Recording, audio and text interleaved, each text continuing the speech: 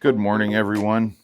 It is that time of year. I've been traveling a lot and wanted to make some new videos, basically showing the different types of things that I encounter, the different cuts, and specifically what tools I'm using. So real quick, I want to go over what I'm going to be using today. This is very much worth having, a four-way splitter for a hose, especially if you're running multiple tools with water. That way you don't have to keep unhooking and rehooking. You can just set up off of one. Again, a splitter with a GFI, even though most of my tools have GFIs on them, some of them don't. So I do have a three-way splitter with a GFI. I'm fortunate enough, I've got two different grinders. I've got a little 4-inch Makita, and then I had this DeWalt, and I will be running my contour blade on it. Both 60 and 150 grit. These are Alpha Diamond pads. I'll be using a 1.5-inch vacuum brazed, which if you saw the last video, you know I really like this, and I will be using this bit today. My personal preference on profilers, this is a demi bowl profile with a bearing underneath. It is a PFB 101. I've got ear protection, I've got eye protection, I've got my favorite apron, ESC 150 6-inch with a katana blade, a piece of plywood for my straight edges, and that's the tools that I'm going to be using today. Also, these little Night Eyes gear ties, I get these at Lowe's or TSC, both of them sell them. I imagine Home Depot does as well. These are so nice to help keep your cords wrapped up neatly so that they don't get kinked. My water hoses, I keep them wrapped up in them. So yeah, pick those up. They're relatively cheap. And we'll go ahead and get into this. It's raining outside and raining enough that I don't feel like standing in the rain. So I'm going to do this just inside the door of my garage. And I'll be back in a minute once I'm set up. Okay, so as part of my new series, what I want to show here is this is a simulation of a cut that I had this week, and with it, what's under the tape is my good part. There was a building where everything was square. The building was not. It had some funky angles. The reason that this is a little bit of a challenging cut is because the scrap part is the majority of it, and the thin parts are what is my good piece. So I do want to be careful and try to do this correctly. And ordinarily, I like to have the base of my saw under the majority piece. So I would ordinarily try to keep my base here. Well, I can only do that on this cut. This one, I'm going to have the base of my saw riding on my good piece rather than the scrap. But first things first, what I want to do after layout is I'm going to mark these lines with a grinder first, and then I'm going to core drill out the inside corner to try to make it a little bit easier, and then I'm going to come in from both ends. This isn't a mismark. What I'm showing here with this little sliver is in the event that this starts to want to curve on me because of the tension of the slab. I'm illustrating that what I will do if it gets to be too much is I will cut just a slim sliver out of it as I'm going in to help keep this from wanting to bind. So, okay, let's go ahead and get going. I'll turn on the water and we'll get started.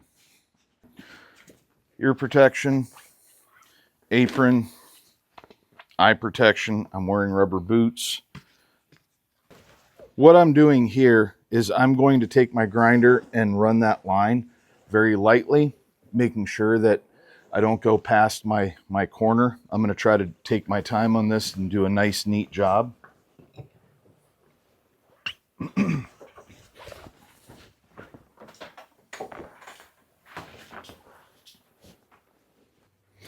I do have a guard on here. Unlike last time, I did take the time and put the guard back on. I'm using a piece of plywood as my straight edge. And again, all I want to do is just get through the graphic and just create a slight channel.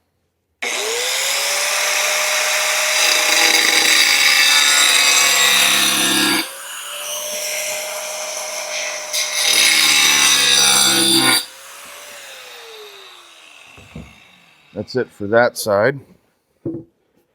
This one you'll be able to see a little bit better.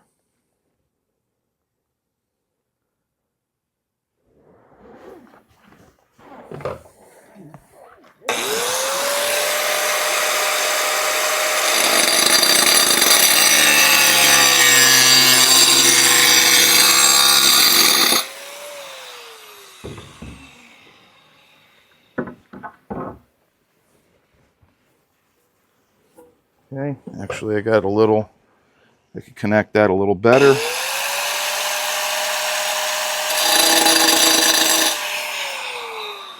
All right, that will be good enough.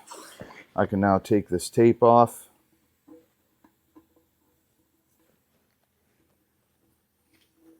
Now I'm out of G-tape at the moment.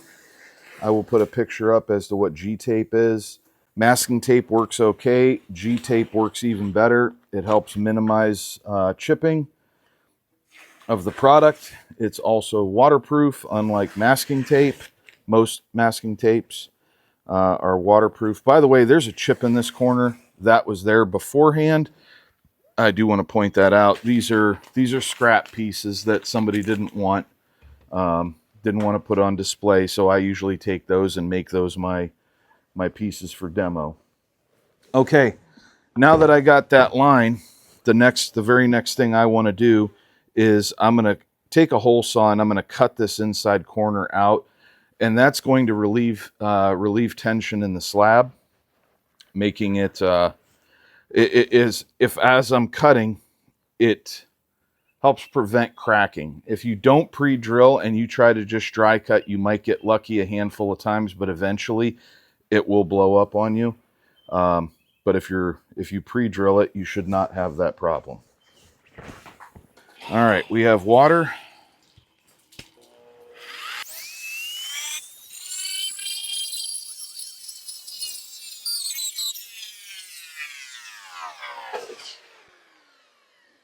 All right, nice clean plug. I didn't overshoot my lines. I can always clean that up afterwards for that inside corner, but I want to try to keep it nice as I can. So the next thing I want to do is I'm going to use the ESC 150, and I'm going to start at the ends and come into this. So I'm going to rotate this a little bit so that I'm not moving my moving the camera the whole time. Now we're back. We have power.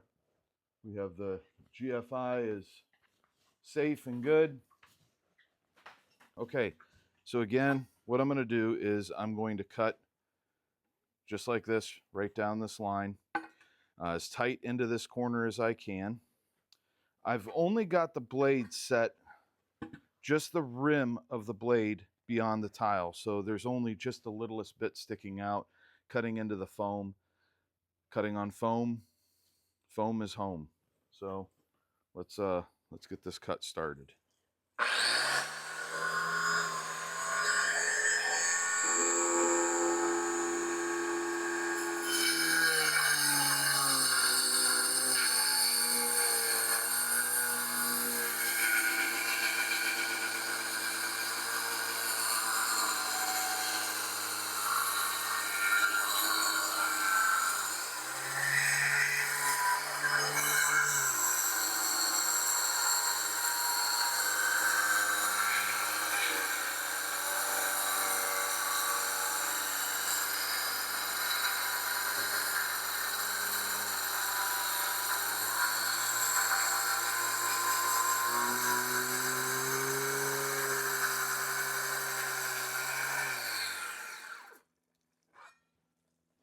That cut like butter.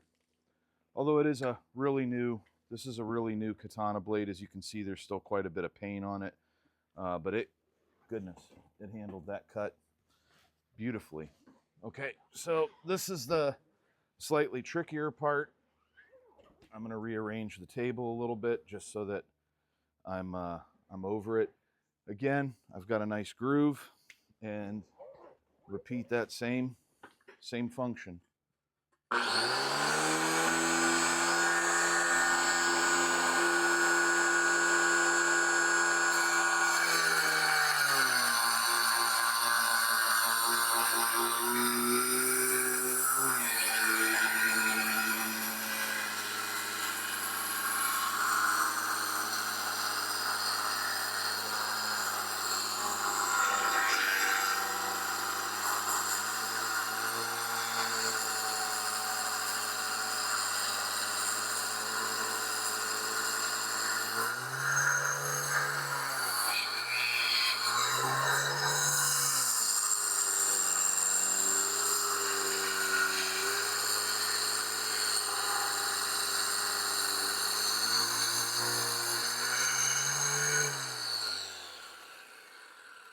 Now, I don't know if the camera actually caught that, but the piece did snap right as I got near the end.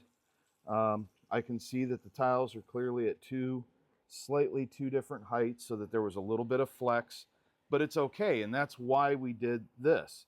Had I not drilled this out, that piece could have snapped and snapped off the tail here, and I'd have been in real trouble.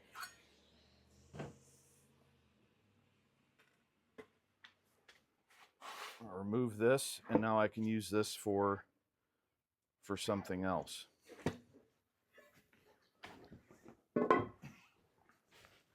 All right, so as you can see, there's still a little bit of meat left in here, but this is very smooth, next to no chips on these edges.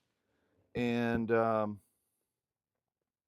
think what I will do from here is I will take my little grinder and I will try to clean up this inside corner, and we'll do that real quick. And lastly, what I want to do, it's not something that you need to do, but I think it just adds a nice touch, is we're going to round over this edge with a profiler.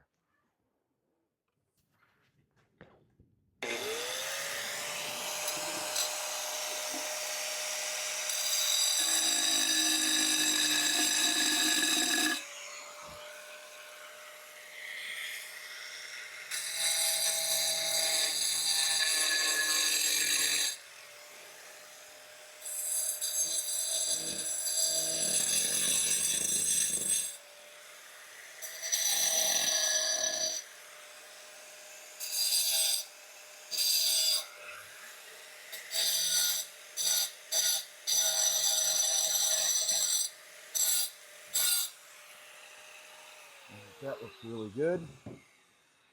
Okay, this inside corner, I gave it a little thought while I was doing that, and because the profiler is a larger diameter, I won't be able to get into this corner.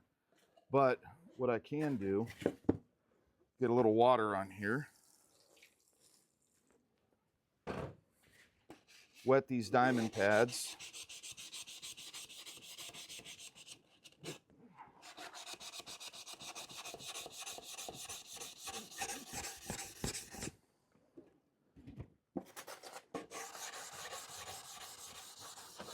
and put a little chamfer on that edge. And this right here,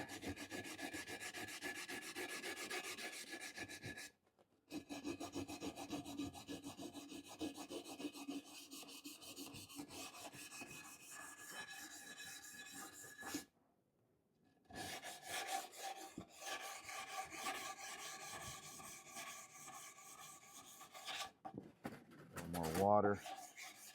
It's about time for some new horses. And I think we got just a little more to clean up in here.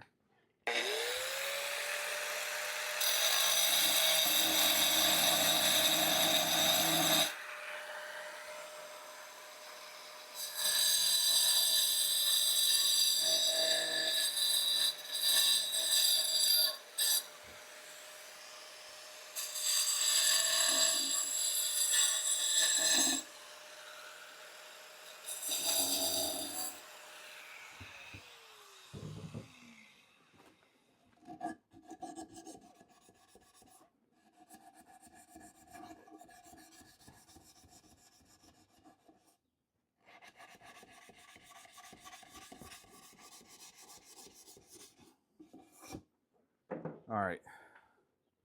That looks really good. There's still a little bit on this inside.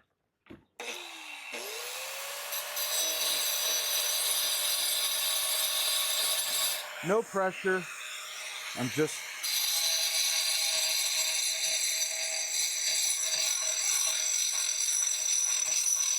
kind of smoothing things out, getting rid of any ridges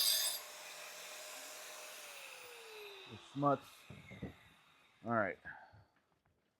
You can see what I've done here. You see what I've got going right there. That is a really pretty clean inside corner that would have worked nicely for what we were doing. All right. Thanks for watching. This is the end.